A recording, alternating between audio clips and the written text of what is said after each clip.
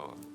자, 데오빌로가 누구일까? 여러분, 그 어떤 글이든지 서신이든지 어떤 글이든지 간에 다 모든 종류의 글들은 다 누구를 염두에 두고 적게 되죠.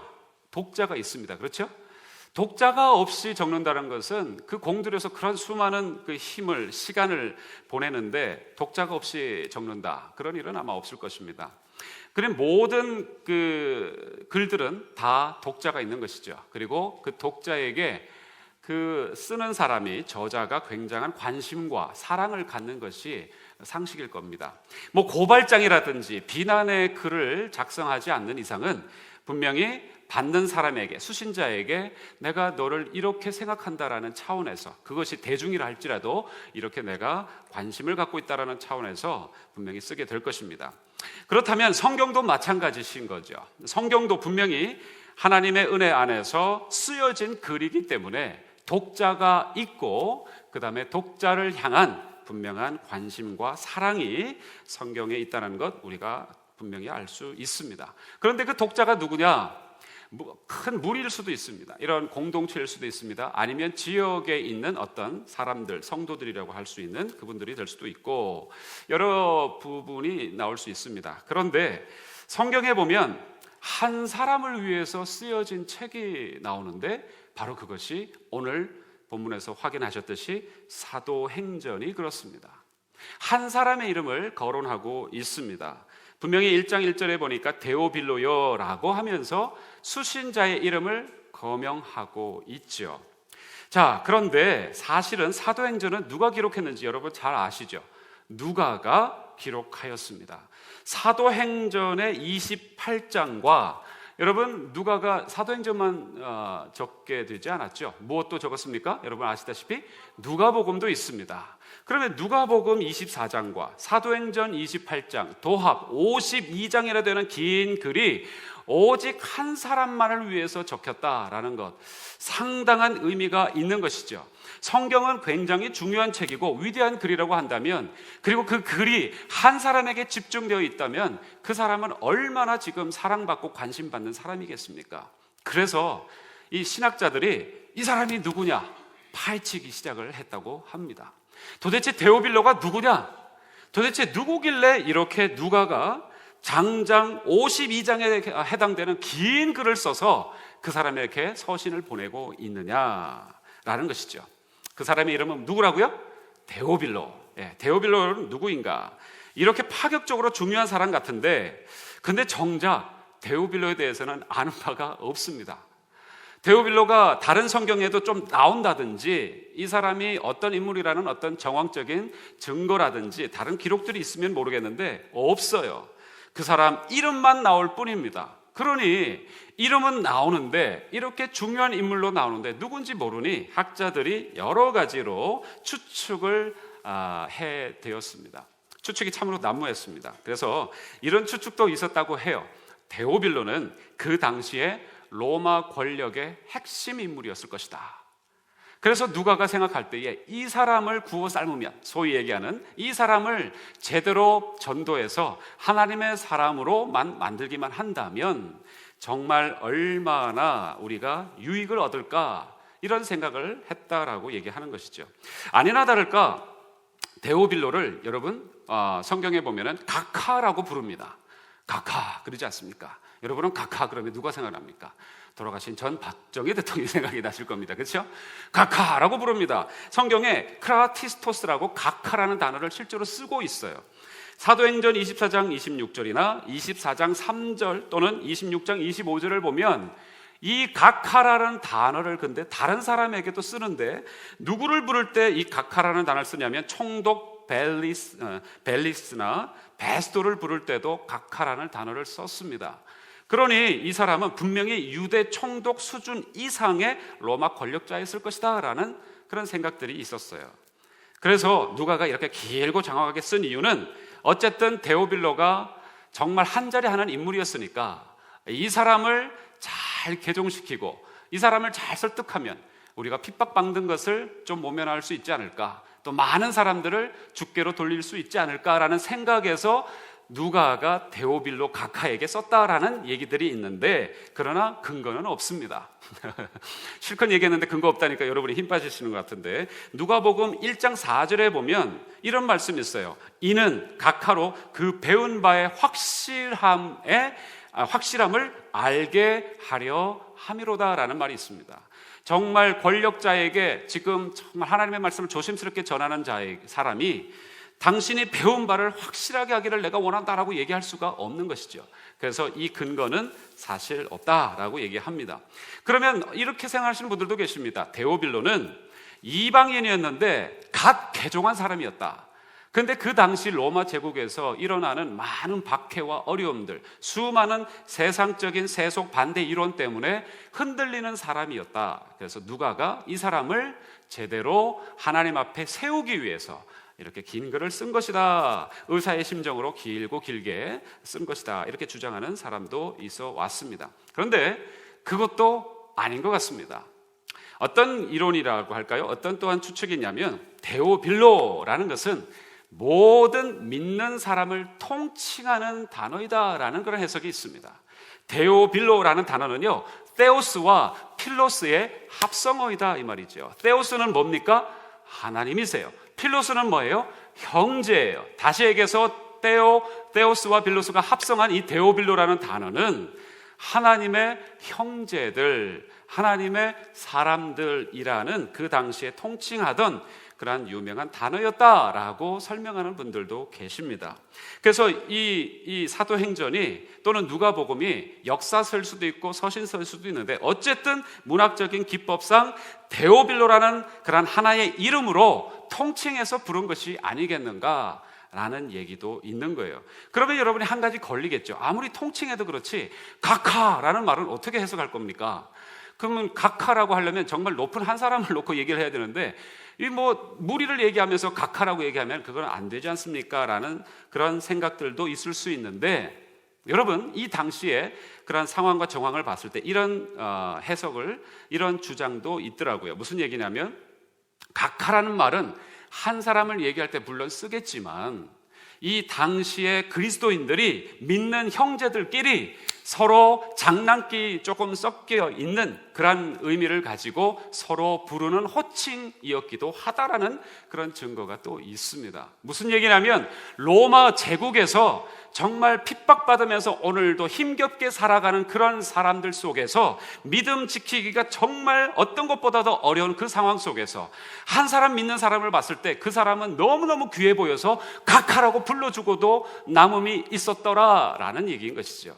그래서 옆에 있는 믿음의 사람들을 보면서 각하라고 웃으면서 서로 격려하고 서로 힘을 주었다라는, 형제 자매된 그 사실을 귀하고 소중하게 나눴다라는 얘기도 있습니다. 얼마나 귀했으면 각하라고 얘기했을까요? 여러분 서로 얼굴을 한번 바라보십시오. 한 번쯤 실천해 봤으면 좋겠습니다. 각하라고 한번 얘기해 보실까요? 저희 공동체 내에서. 네. 되게 쑥스러워 하시네요. 네. 예, 여러분 제가 정말 부르고 싶습니다. Your Excellency, 각하. 여러분 저는 새벽에도 말씀드렸지만 믿는 사람 정말 보기 쉽지 않습니다. 여러분 그래서 저는 이 자리에 모든 거 다 뿌리치고 나오신 여러분들이 정말 각하와 같은 존재, 지금 대한민국에 또는 이 땅에 있는 어떠한 통치 계급의 수장들만 각하가 아니라 저는 정녕 여러분들이 그러한 명칭을 받아야 되는, 호칭을 받아야 되는 분들이 아닌가 싶습니다. 정말 주의 이름으로 축복드립니다. 각하 여러분. 네, 이 사실, 영적 사실 우리가 좀 누려야 됩니다. 자, 그런데 이런 여러 이론들이 많이 나오지만 결국은 신학자들이 이럴 것이다, 저럴 것이다, 이럴 것이다, 이럴 것이다, 뭐 저럴 것이다, 여러 가지 얘기가 나오지만 결국은 여전히 수수께끼예요. 데오빌로가 누군지 모르겠다라는 것이 결론입니다. 아니 생각해 보십시오. 누가가 혼자 개인적으로 적은 52장의 글이라도 대단하지 않습니까? 제가 오늘 성도님 한 분을 생각하면서 52장에 걸쳐서 장황하게 저의 이 관심과 그 성도를 향한 마음을 표현하는 그런 서신 또는 그런 내용의 글을 52장에나 걸쳐서 빼곡하게 적어서 제가 오늘 드린다면, 여러분 얼마나 감격하시겠습니까? 카톡으로 요만한 줄 하나 받으셔도 아유 목사님이 내게 카톡 보내주셔서 하면서 정말 감격하고 감동하시는 분도 계시더라고요. 그런데 52장이나 적어서 보냈다면 여러분 정말 감격하시죠? 정말 누가가 그냥 썼다고 해도 그런데 여러분 더구나 누가가 혼자 썼습니까? 누구와 같이 썼습니까? 성령 하나님과 함께 누가가 성령님의 인도하심을 따라 영감을 입어서 인스파이어 돼서 하나님의 말씀으로 감동받아 하나님께서 친히 누가를 통해서 그 데오빌로라는 사람에게 주신 글이 바로 오늘 보는 사도행전 누가복음인 것입니다. 여러분 그러면 개인이 써도 귀한 것인데 하나님의 말씀, 성령님의 말씀이 이렇게 귀하게 한 사람에게 집중되어지면서 그 사람에게 감동 섞인 그러한 권면의 말씀으로 그에게 증거되고 있는 것이죠. 그런데 문제는 뭐냐면 그가 누구인지 모르겠다라는 거예요. 그런데 저는 확실히 알 수 있습니다. 아니 많은 신학자들도 모르는데 목사님 어떻게 합니까? 예, 저는 분명히 알 수 있습니다. 확신할 수 있습니다. 그 데오빌로가 누구인지 저는 압니다. 데오빌로는 바로 우리입니다. 데오빌로는 바로 우리입니다. 네. 어제도 죄송합니다. 익명으로 하겠습니다. 어제도 한 분이 이런 사람이 되고 싶다 그러시더라고요. 그래서 제가 집사님이 그런 분이세요. 멋진 분이십니다. 이렇게 얘기를 드렸더니 아이고 머니라 민망해라 하면서 제가 어떻게 그렇게 그런 사람이 될 수 있습니까? 라고 얘기하시는데 저는 분명히 이 시간을 빌어서 또 한 번 그분에게도 그렇고 우리 성도님들에게도 말씀드리지만 여러분들이 이 시대의 데오빌로입니다. 하나님의 형제들 자매들인 것이에요. 이 자리에 앉아서 사도행전 말씀이 선포되는 이 메시지로 듣고 있는 저와 여러분이 바로 데오빌로인 것입니다. 누가가 누가복음에서 또 오늘 사도행전 1절에서 분명히 데오빌로요라고 부를 때 그는 어떤 로마 집권당에 포함되어 있는 한 사람을 생각한 것인 것 같지만 또는 이방인에서 개종한 한 사람인 것 같이 그 사람에게 믿음의 형제로서 그 사람에게 기록하는 것 같지만 아니 때로는 하나님의 친구들이라고 뭉뚱그려서 얘기하는 것 같지만 저는 분명히 한 저자이신 성령님께서 한 사람, 이 데오빌로라고 통칭하는 이 한 사람이 사실은 대대로 시대로 계속해서 이 시기 이후로 나타나는 모든 형제 자매 하나님의 권속들 하나님의 사람들에게 우리 하나님은 말씀을 통해서 삶을 변화시키는 그런 능력을 가지고 부르고 계시고 바로 그 부름을 받는 사람들이 저와 여러분들이다라는 사실입니다. 믿음의 심령 우리 이 시대의 데오빌로 우리 사랑하는 성도님들 여러분 주님의 이름으로 먼저 축복드립니다.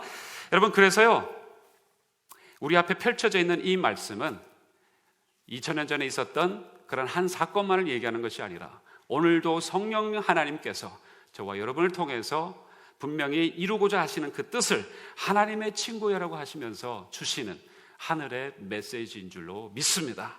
그것이 무엇이냐라는 것이죠.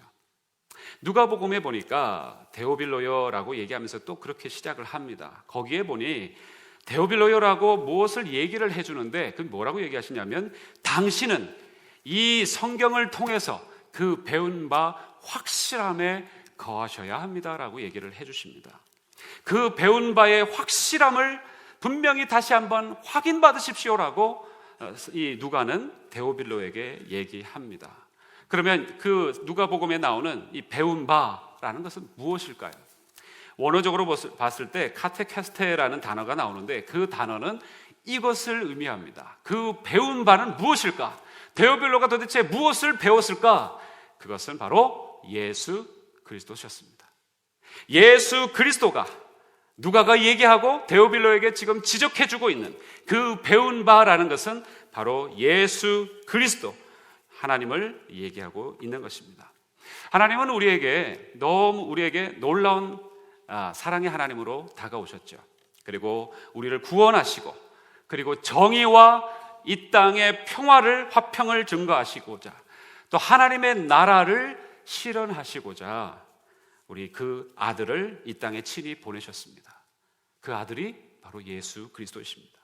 그래서 예수님이 누구이십니까? 하나님의 아들이십니다. 여러분 믿으십니까?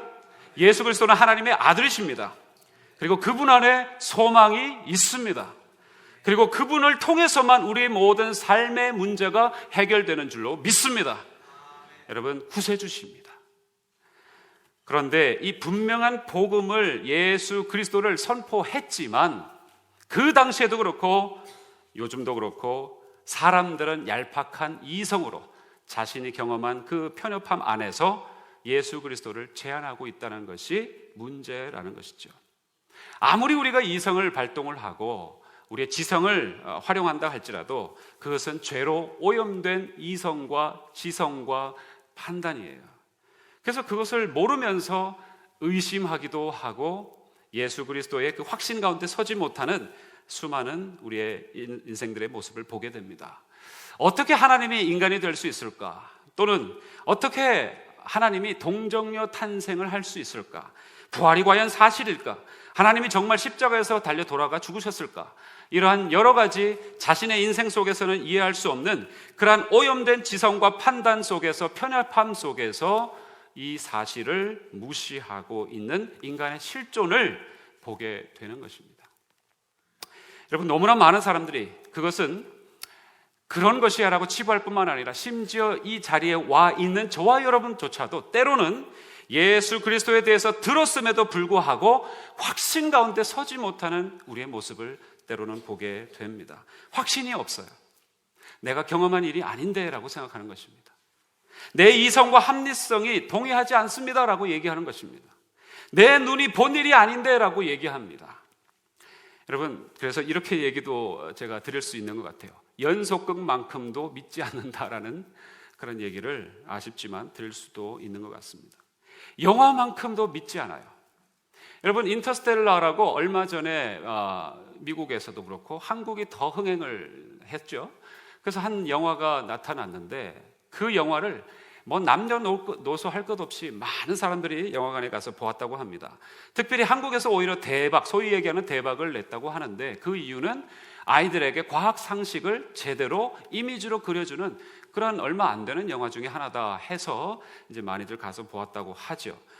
자, 그러면 그 얘기는 무슨 얘기입니까? 여러분, 인터스텔라를 보면서 저런 우주가 저렇게 구성이 되어 있구나, 저런 어떤 원리가 이루어지고 있구나, 이렇게 영화 속에서 나타나는 이야기를 믿으면서도 그것보다도 더 확실한 사실인 역사적인 증거와 분명히 우리에게 물증과 확증을 가질 수 있는 여러 가지 것들을 가지고 있는 예수 그리스도에 대한 사실은 우리가 믿는 사람들조차도 확신을 가지고 서지 못하는 그런 모습을 때로는 보게 된다는 것입니다. 여러분, 제가 하나 질문을 드려볼게요. 그런 상황 속에서, 그러한 확신이 없는 상황 속에서 어떻게 믿음 생활을 여러분 지켜나가실 수가 있으시겠습니까? 의심하게 하는 세상 속에서 살아가는 저와 여러분 속에서 과연 이렇게 예수 그리스도 안에 있는 놀라운 firm foundation, 확실한 반석 위에 우리가 서지 않으면 도대체 우리의 인생은 어디로 밀고 쓸려가는 것입니까? 그래서 오늘 누가는 정확한 목격자들의 증언을 써주면서 이 시대의 데오빌로인 저와 여러분에게 이제는 제발 흔들리지 말라라고 오늘 사도행전의 말씀을 시작하시는 줄로 믿습니다. 여러분, 그것이 메시지예요. 여러분, 오래된 책입니다. 리 스트로벨이라는 유명하신 분이 되었죠. 이분이 The Case for Christ라는 예수 사건이라는 책을 기술했습니다. 지금도 아직 스테디셀러라고 알고 있습니다. 근데 이 사람은요, 원래 예일대 법대 출신의 시카고 트리뷴주의 기자 출신이에요. 그러면 정말 공부는 꽤나 하신 분이죠. 그렇죠? 그리고 이 시기와 세대를 바라보는 어떤 그 주장을 바라보는 그 눈은 굉장히 냉철하고 날카로우신 분입니다. 근데 이분은 원래 철저한 무신론자예요. 철저한 무신론자고 종교에 대해서는 굉장히 냉소적인 사람이었습니다. 예수를 믿을 바에야 내가 무엇을 믿지라는 그런 사람이었어요. 그런데 이 사람이 교회에 대해서 굉장히 적대감을 갖고 있었던 상처가 많은 사람이었습니다. 그런데 어느 날 무슨 일이 벌어졌느냐, 그 와이프가 예수님을 믿게 됐어요. 그래서 최소한 당신이 갖고 있는 종교에 대해서는 내가 존중하겠다, 그러나 한 가지, 미치지는 말아라, 이렇게 하고는 살았다고 합니다. 여러분, 그런 남편들이 종종 만나지 않습니까? 그렇죠? 자, 그런 광신자가 되지를 않기를 바랬는데 문제는 그 와이프가, 그 아내가 삶이 바뀌는 거예요. 입술만 내가 예수 믿는다고 얘기하지 않고 전혀 다른 삶을 살아가는 모습을 이 사람이 봤어요. 절대 광신자 되지 말라고 했더니만은 드디어 미쳤구나. 그래서 이 사람이요 무슨 작정을 하냐면, 그래 네가 지금 믿고 있는 그 기독교라는 종교, 내가 파헤치마, 내가 그동안 공부했던 것, 기자로서의 날카로운 그런 해박한 지식을 가지고 이 기독교를 낱낱이 와해시켜주마 하면서 기독교에 대해서 성경을 읽고 공부하기 시작을 했다고 합니다. 여러분, 단축시키겠습니다. 얘기를 줄여서 그 사람이 어떻게 됐을까요? 예수 그리스도를 지금 증거하고 다니는 복음주의자 중에 복음주의자가 됐습니다. 할렐루야! 이게 그 사람이 또한 그 어떤 시기와 시류에 또는 그 와이프의 등살에 못 이겨서 미친 사람이 된 것입니까? 아니에요. 분명히 저는 믿거니와 하나님의 말씀을 제대로 듣고 나서 오히려 하나님의 말씀을 증거하는 사람이 된 하나의 샘플 중에 하나라고 저는 확실히 믿습니다. 저와 여러분이 왜 하나님의 말씀 앞에 제대로 서지 못합니까? 왜 좌우로나 흔들립니까? 왜 의심에 빠집니까? 그냥 그런 거야 하면서 왜 그렇게 살아갑니까? 하나님의 말씀을 몰라서 그렇다고 저는 확신합니다. 하나님의 말씀을 오늘 듣기만 한다면, 우리가 하나님의 말씀을 읽기만 한다면, 하나님의 말씀을 정말 내 삶 속에서 지켜보려고, 말씀이 사실인지 가짜인지를 확인해 보려고 하는 마음만 가져도 우리는 하나님을 만난다고 저는 분명히 확신합니다. 할렐루야! 그런 은혜가 있으시길 바라요. 그래서 누가복음을 쓰면서, 사도행전을 쓰면서 이렇게 얘기하는 것입니다. 데오빌로여, 말씀을 통하여 예수님에 대한 확신을 가지십시오. 흔들리지 마십시오. 당신이 지금 갖고 있는 믿음이 맞습니다. 그리고 확실한 것입니다. 예수 그리스도는 하나님의 아들이십니다. 그리고 그는 구세주이십니다. 그는 분명히 십자가에서 달려 죽으셨습니다. 그러나 사망을 이기셨습니다. 그러나 다시 살아나셔서 부활하셨습니다. 그리고 승천하셨습니다. 그리고 우리에게 다시 오실 것입니다. 할렐루야! 여러분, 이것이 맨날 듣는 그 얘기 아닙니까? 여러분, 그러면 오히려 회개하셔야 됩니다. 정말 회개하셔야 됩니다. 자백 수준도 아니고 회개하셔야 됩니다. 이 얘기가 얼마나 우리에게 흥분되는 얘기가 되어야 하겠습니까? 나에게는 소망이 없고 답이 없었는데 나에게 답을 주시고자 그 모든 하늘 영광 아름다운 것들을 다 내려놓으시고 하나님 아버지와 동등됨을 여기지 아니하시고 비천한 창조주가 피조물처럼 되셔서, 여러분, 어머니의 모태에서 똑같이 인생과 같이 10개월을 보내시다가 태어나셔서 오늘 민서화처럼 탯줄을 동일하게 자르시고 어머니의 자기가 만든 창조물에게 젖을 빨시면서 이 땅에 오실 이유가 무엇이 있겠습니까? 이 놀라운 사랑의 하나님, 여러분, 이 자리에 계신 모든 분들, 우리 주님의 이름으로 간절히 부탁합니다. 정말 주 예수 그리스도를 만나십시오. 할렐루야! 여러분, 이 얘기를 누가복음과 사도행전에서 들려주고 있는 것입니다. 그리고는 오늘 본문에 사도행전에서는 또 다른 얘기를 한 가지 더 해주고 계시는데, 이것이 오늘 본론과 같은 얘기고 사실은 또한 결론과 같은 얘기입니다. 1절에서 5절 한 목소리로 우리 다시 한번 천천히 다시 한번 읽어보겠습니다. 1절에서 5절 다시 한번 천천히 다시 한번 보여주시죠. 같이 읽겠습니다. 시작. 데오빌로여, 내가 먼저 쓴 글에는 무릇 예수의 행하시며 가르치기를 시작하신부터 그의 택하신 사도들에게 성령으로 명하시고 승천하신 날까지의 일을 기록하였노라. 해 받으신 후에 또한 저희에게 확실한 많은 증거로 친히 사심을 나타내사 40일 동안 저희에게 보이시며 하나님 나라의 일을 말씀하시니라. 사도와 같이 모이사 저희에게 분부하여 가라사대 예루살렘을 떠나지 말고 내게 들은 바 아버지의 약속하신 것을 기다리라. 요한은 물로 침례를 베풀었으나 너희는 몇 날이 못 되어서 성령으로 침례를 받으리라. 아멘. 윌리엄 바클레이라는 유명한 주석가가 있습니다. 그 사람이 이 본문 1절에서 5절까지를 주석하면서 본문의 제목을 뭐라고 달았냐면 Power to go on 이라고 얘기하고 있습니다. 계속되어지는 불변의 이름, 계속되어지는 시들지 않는 불변의 능력, 영향력, 불변의 현존, 불변의 힘을 그 주석가는 얘기하고 있습니다. 무슨 얘기입니까? 조금 전까지 말씀드렸던 그 예수의 얘기는 절대 2000년 전에 있었던 과거지사가 아니라 오늘도 역사하고 이루어지고 있는, 진행되어지고 있는 하나님의 일이다라는 것입니다. 예수의 이야기는 바로 그런 것입니다. 하나님의 가르침, 예수 그리스도의 가르침은 하나님 나라에 대한 가르침이었어요. 그리고 그것은 계속되고 있습니다. 그 능력으로 병을 고치시고 귀신을 내어 쫓으시고, 그리고 죄로 하여금 인생이 죄 때문에 묶여 있었던 그 모든 굴레에서 벗어나게 하시는, 그 모든 죄에서 담대하게 돌이켜 떠나가게 하시는 그 능력, 예수 그리스도의 그 놀라운 역사는 지금도 계속되고 있다라고 얘기하는 것입니다. 그리고 그분은요, 승천하셔서 세상에 안 계신 것처럼 우리는 지금 느낍니다. 그러나 분명히 사도행전을 통해서 앞으로 보시겠지만 지금도 더욱 친밀하고 더욱 가까이에서 엄청난 우리가 상상할 수 없는 상상력과 그런 능력으로 우리 가운데 살아계셔서 역사하시고 계시는 줄로 믿습니다. 어떻게 해요? 성령님을 통해서. 또한 어떻게 해요? 이 교회를 통해서요. 교회는 그래서 몇몇 인간들이 모여서 모의해서 생각해서 만들어낸 공동체가 아닌 것입니다. 이 교회는 바로 계속되는 예수 그리스도의 이야기인 줄로 믿습니다. 성령을 통해서 오늘도 강력하게 역사되어지는 예수 그리스도의 이야기를 쓰고 있는 사람들이 바로 저와 여러분들이십니다. 사랑하는 성도 여러분, 이 시대의 데오빌로 여러분, 가카 여러분, 또한 하나님의 친구 여러분, 분명히 기억하십시오. 확실하게 아시기를 바랍니다. 예수 그리스도의 이야기는 끝나지 않았습니다. 오늘도 저와 여러분의 삶을 통해 이 공동체를 통해서 지속되고 있습니다.